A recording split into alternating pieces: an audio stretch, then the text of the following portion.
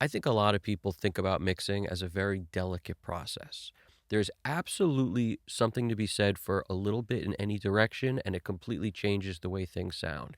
But I think it's a mistake to come at mixing from the point of view of this needs to be perfect or delicate and or I can't get it back to this level if I were to change anything.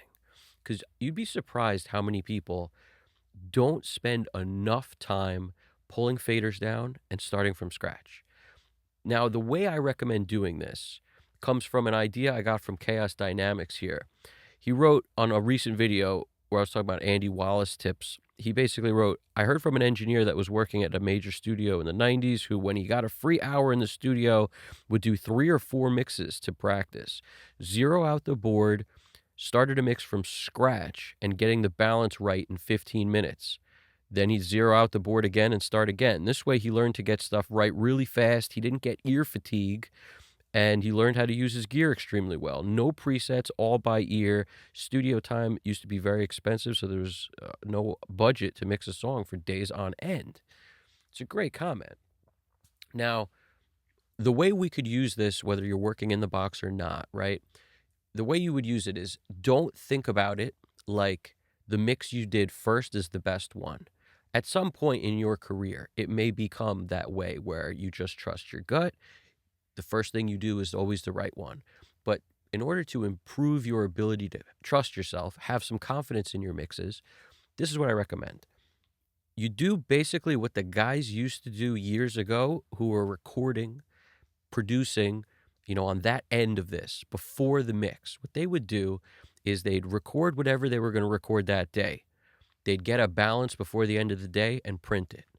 Then the next day, they would literally start from pulling the faders down, pull it up again, and getting a new balance. And the point here is that they weren't so concerned with not being able to bring the board back to where it was because they're in this tracking producing stage, still largely considered an experimental part of the process where you're figuring out what's good.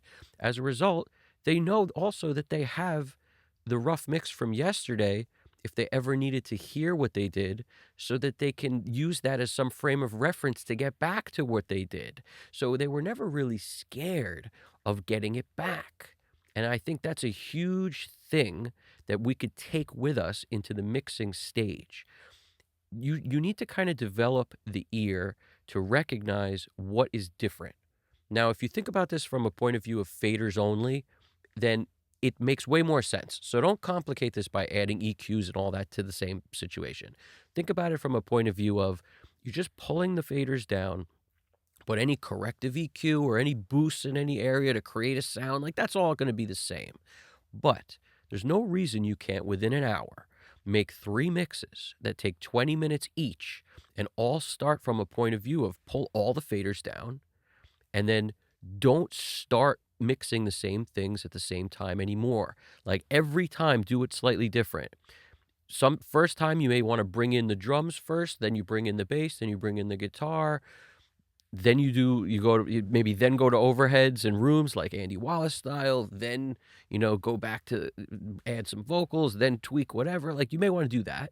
The next time, start with everything in and just sort of bring all the faders down, then bring everything up to like a moderate level and then seat everything in place. The next time, you may want to start with the vocals and build everything around it. The point is this, no matter what you start with, it's going to sort of lead you down a path and it will create a different result in the end. So I find the more different ways you try to do things, the more variance you're actually going to have when you listen to these 3 things after you've made 3 mixes in an hour.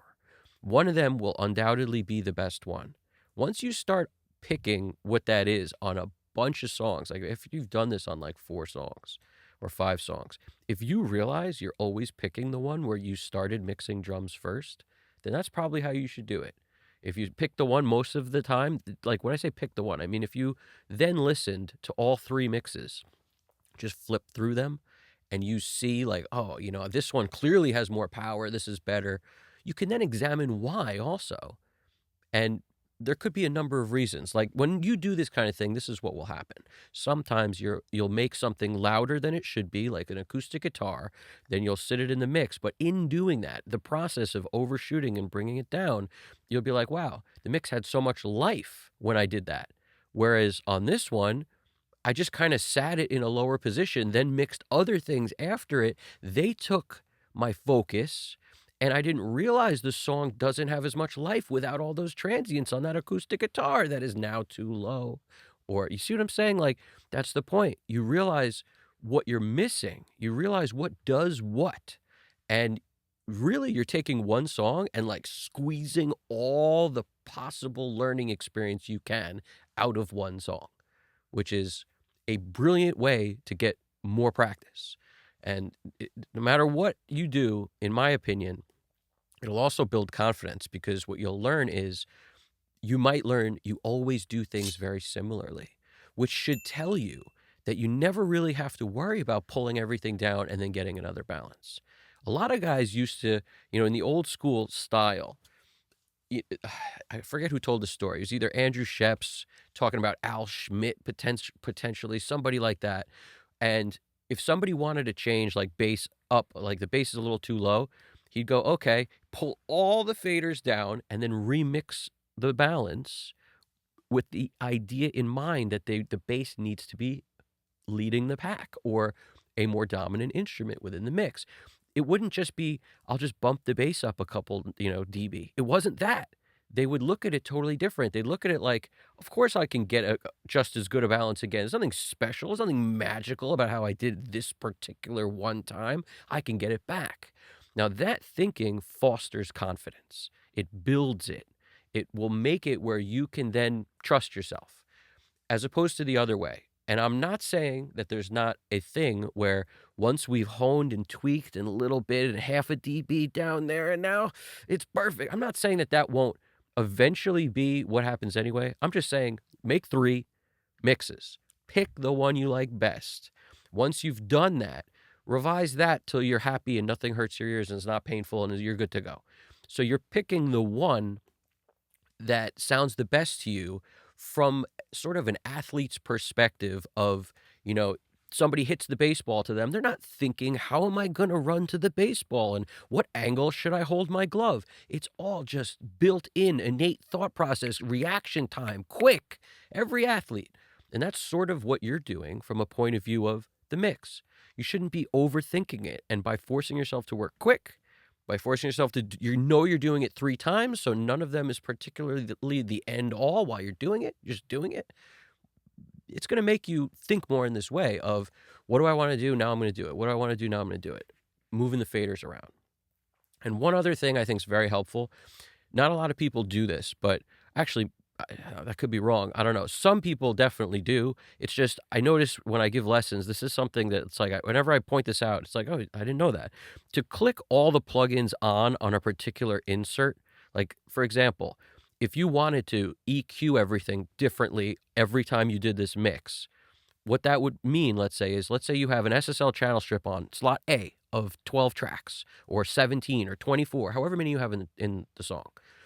If you just select every, like, top track, shift click the bottom track so you get them all, then this is on a Mac, hold shift, hold option, and then if you open it, what I do is I hold then command. So I'm 3 things, shift, option, command, and then I click the plugin on insert A, and every track I had highlighted will instantly bypass all those tracks, all the plugins on slot A, or unbypass them. So essentially, I can put 2 SSL channel strips on A, like one on A and one on B, and then audition A, mute it, audition B, which is better.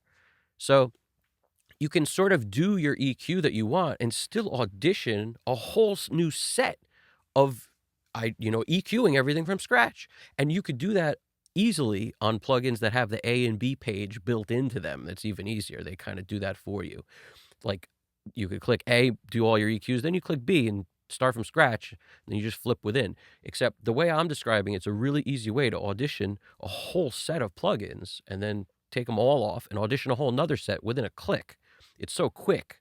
So experiment with that. On a PC, I'm sure it's similar. It's just, Shift Option for Mac, Command, and then you click the plugin itself. That'll just like you'd bypass plugin, you Command click it. Well, now you're just adding the Shift option to whatever you've selected. Will take all the ones in that slot.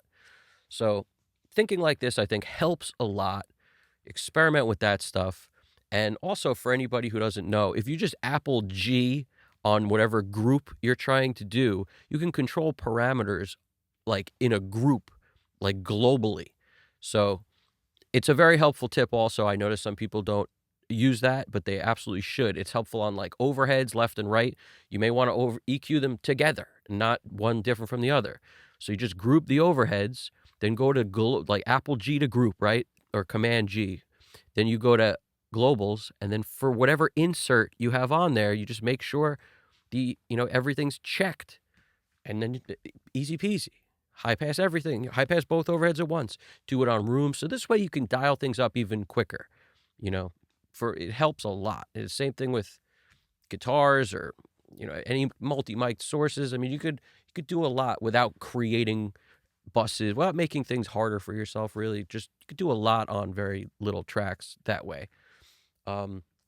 Questions, answers, throw it in there. If you want me to go into further detail on anything, let me know. But try this kind of thing. Don't feel like what you're doing is super delicate. What you're doing is honing your ability to be good at starting from scratch. That's how you should view it. So hit the like button, subscribe if you haven't. Evan Jaffe, Custom Cut Studios. You guys got this. Take it easy.